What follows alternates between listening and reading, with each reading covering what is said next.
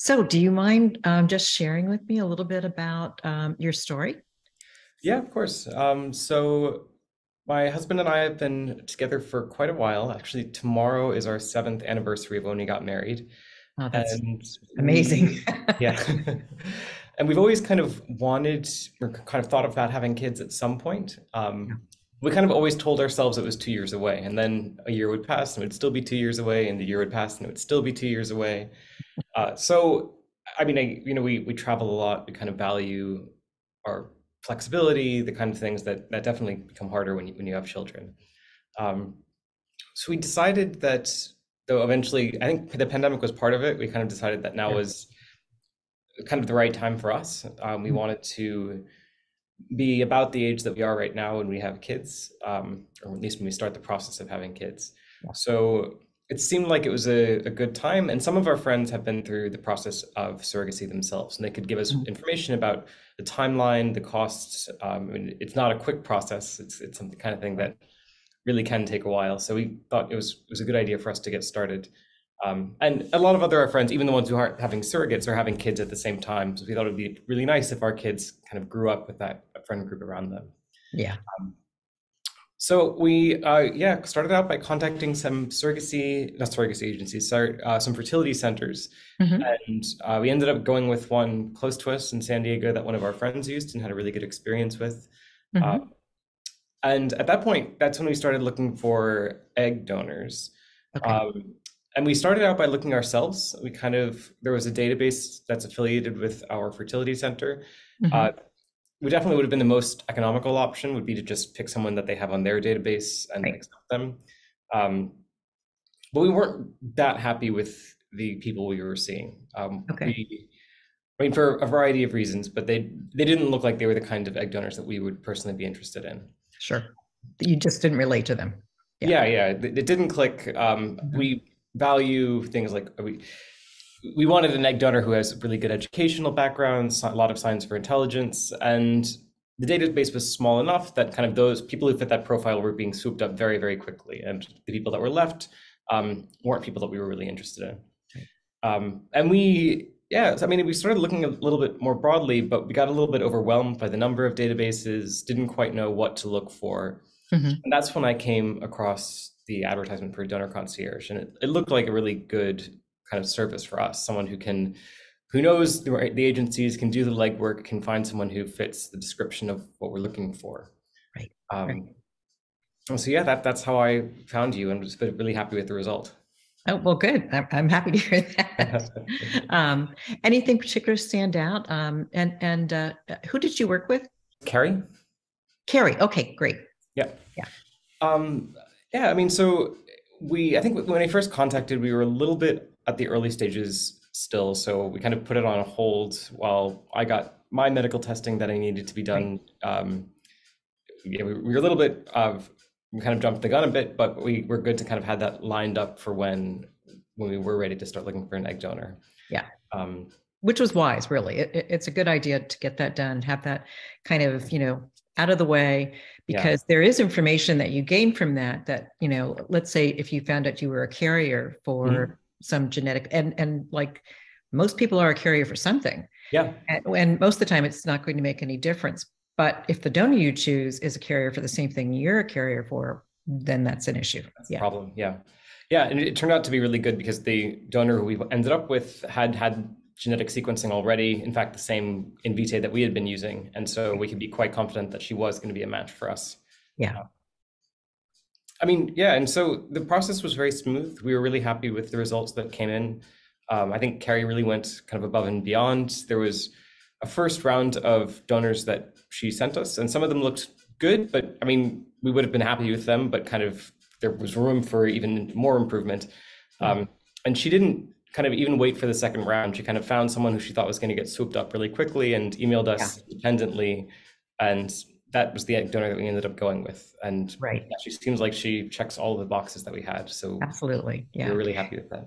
Right. It's one of those things when we know what our clients are looking for and someone comes up, that it's like, get that one to them right away, Yeah, because very appealing donors get chosen very, very quickly. absolutely. And I always advise people not to get on a waiting list for a donor because it's unpredictable. One, women aren't like professional donors, where Yeah, it's yeah. like, oh, you can have my next cycle. It's like they might think that, but there's so many things that can come up that might change that. Yeah, So we like to help you avoid that whenever possible. absolutely. Yeah, yeah. So, and you'll be working with a surrogate as well? We will be, yes. So we think we have a surrogate, although we're talking to her in a couple days. We kind of found the surrogacy agency ourselves or through the fertility center that we're working with. Mm-hmm. We've turned down two so far for different reasons, but the third one looks like a kind of a better fit for us. Sounds good.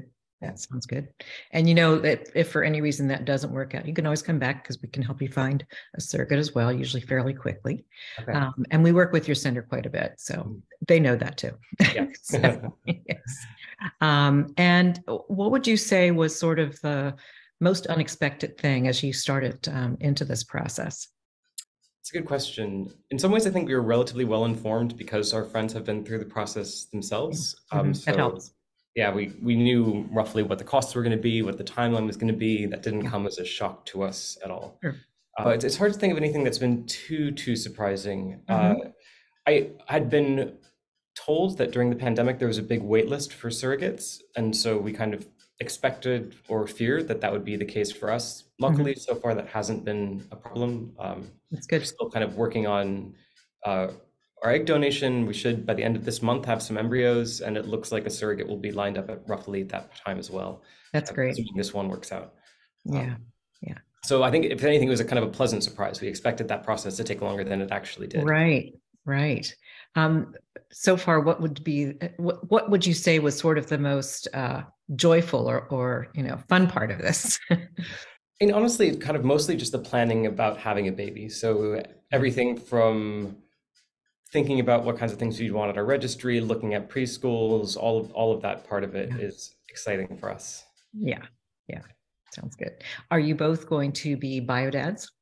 Eventually. So we're only having one kid now. We expect to have another kid in a few years. So we're kind of splitting the eggs from this donor in half and each going to fertilize half of them. Sounds good. Yeah. And I think that's a wise way to go. We do have couples that often will go through, and have, two surrogates and at the same time. But as a mother myself, Yeah. being a parent to even one baby is a lot. Yeah, that's what we were thinking too. It's like going from 0 babies to 2 babies seemed like a big increase. It is. It is a big increase. I used to think, having twins would be great until I had one. And it's like, I'm so glad I didn't have twins. Yeah, absolutely. So I'm assuming that you probably have friends that are also going through this, and any advice that you would have for anyone else that's heading into creating a family? Yeah, I mean, honestly, I think it's just to be honest with yourself about what your expectations are. I think that sometimes it's almost a process of discovery for yourself when you try to figure out what you're looking for in an egg donor, what you're looking for in a surrogate, the kinds of things that matter to you, you might not even be aware of until you start looking at potential candidates. Yeah, it's true.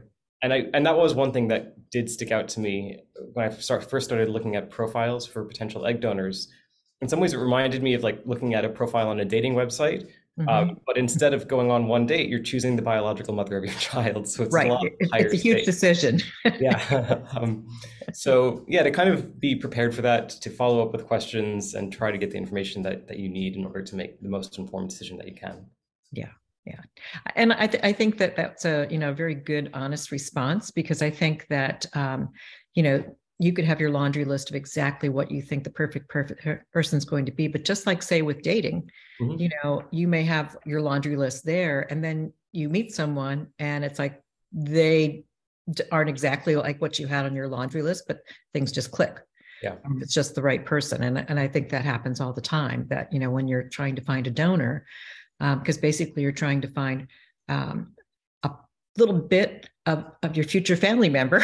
Yeah, for sure. Like you may say, oh, I want them to have, blonde hair and blue eyes. And then, like somebody who has brown hair and green eyes or something comes along and you're like, oh, she's so great. Yeah, she's perfect. Right, exactly. Yeah. Yeah. So yeah, I think a couple of our friends are, well, they're not starting immediately, but within the next couple of years, they're planning on going through the same process themselves. So yeah, happy to be a service to them or a resource for them if they need it. Yeah. Yeah. Well, it seems like you've thought through quite a bit since you're already thinking into preschool. Yes, yeah.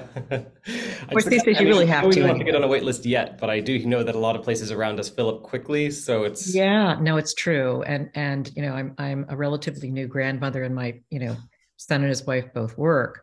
So harder to get into childcare, because which they call school these days, yeah. than you might think a lot of times. Yeah.